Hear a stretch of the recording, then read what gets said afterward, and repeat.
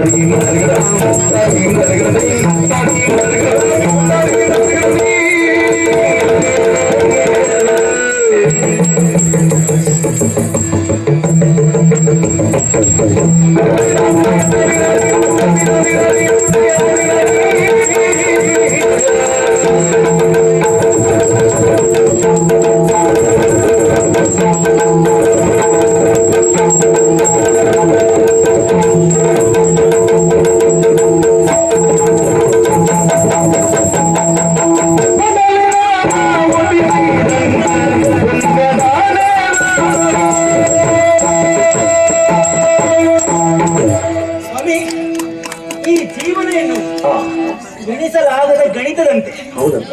ಹೌದಪ್ಪ. ಹಾಗಂತ ಜೀವನ ಇರುವುದು ಸಂತೋಷವಾಗಿ ಸುಖವಾಗಿ ಸಾಗಬೇಕು ಅಂತಾದ್ರೆ ಬರೇ ನಮ್ಮ ಪ್ರಯತ್ನ ಅಲ್ಲ, ದೇವರ ಪ್ರಯತ್ನ ಬೇಕು. ಕಾರಣ ಬೇರೆ ಅಂತದ್ದು ಅಲ್ಲ. ಈಗ ದೇವರ ನಂಬಿಕೊಂಡು ಭಯ ಭಕ್ತಿ ಇದ್ದವ ಜೀವನದಲ್ಲಿ ಸಂಕಲ್ಪ ಅಲ್ಲಿ ಉತ್ತರ ದಿನದಿಂದ ಮುಂದುವರಿದ ಅಂತ ಆದ್ರೆ ಅವನ ಜೀವನ ಎನ್ನುವುದೇ ವ್ಯವಕಲದ. ಆ ಬಗೆಯಲ್ಲಿ ಹೇಳುವುದಾದ್ರೆ ದೇವಿ ಭಕ್ತಿ ನಾನು ಹೊಂದಿದವಳಾಗಿದ್ದೇನೆ. ಕಾರಣ ಬೇರೆ ಅಂತದ್ದಲ್ಲ, ಬರಲೇಬೇಕು.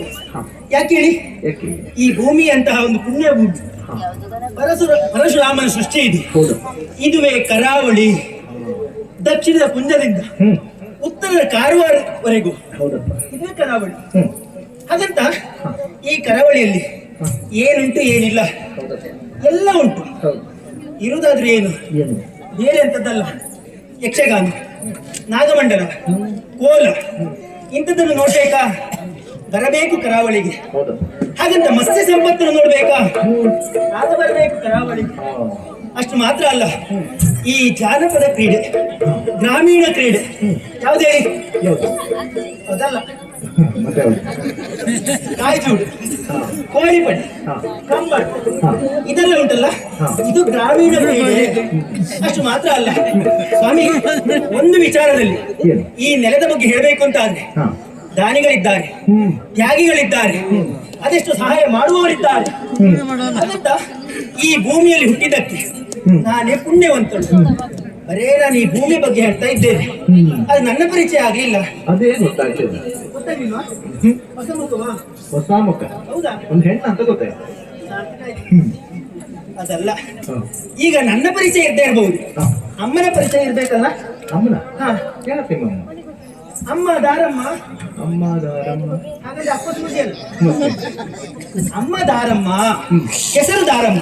ದಾರಮ್ಮ ಬರೇ ದಾರಮ್ಮ ಅಲ್ಲ, ಮತ್ತೆ ಬಡ್ಡಿ ದಾರಮ್ಮ. ಓ, ಬಡ್ಡಿ ದಾರಮ್ಮನ? ಬಡ್ಡಿ ದಾರಮ್ಮನ ಮಗಳು ನಾನು. ಹೌದಾ? ಬಡ್ಡಿ ಮಗಳೇ ಅಂತ ಹೇಳ್ಬೇಡಿ, ಹೌದಪ್ಪ, ಅವ್ರ ಮಗಳು ನಾನು. ಹಾಗಂತ ಬಡ್ಡಿ ದಾರಮ್ಮ ಯಾಕೆ? ನಾವು ಜೀವನ ಸಾಗಿಸುವುದೇ ಹೀಗೆ, ನಮ್ಮಲ್ಲಿರುವಂತ ಹಣವನ್ನು ಬಡ್ಡಿಗೆ ಕೊಡು. ಹೌದಾ? ಹೌದಪ್ಪ. ಬಡ್ಡಿ ಹೇಗೆ? 500 ಕೈಲಿ. ಒಳ್ಳೆ ಬಡ್ಡಿ ಬೇಡ. ನಿಮಗೆ ನಿಮಗೆ ಕೊಟ್ಟರೆ ತಗೊಳ್ತಿರೋದು ಗೊತ್ತುಂಟು. ಹಾಗಂತ ನೀವು ಪುನಃ ಕೊಡ್ತೀರಾ ಅಂತ ನಮಗೆ ನಂಬಿಕೆ. ಹಾಗಂತ ನಿಮ್ಮಂತರಿಗೆ ಕೊಡುವುದು ಅಲ್ಲ. ಆ ವಿಚಾರ ಬಿಡಿ. ನಾನ್ಯಾರು ಗೊತ್ತಾಯ್ತಾ? ಚಂದ್ರಿಕೆ. ಚಂದ್ರಿಕೆ ನಿಮ್ಮ ಹೆಸರು? ಹೌದಪ್ಪ. ಇಷ್ಟು ತ್ವರಿತಗತಿಯಲ್ಲಿ ಓಡೋಡಿ ಬಂದೆ ಕಾರಣ, ಅಲ್ಲಿ ನೋಡಿ ಪಂಜುರ್ಲಿ ಆಲಯ. ಹೌದಪ್ಪ. ಅಲ್ಲಿ ಈ ದಿನ ತಂಬಿಲ ಸೇವೆ. ತಡ ಯಾಕೆ? ನೇರವಾಗಿ ದೇವಸ್ಥಾನಕ್ಕೆ.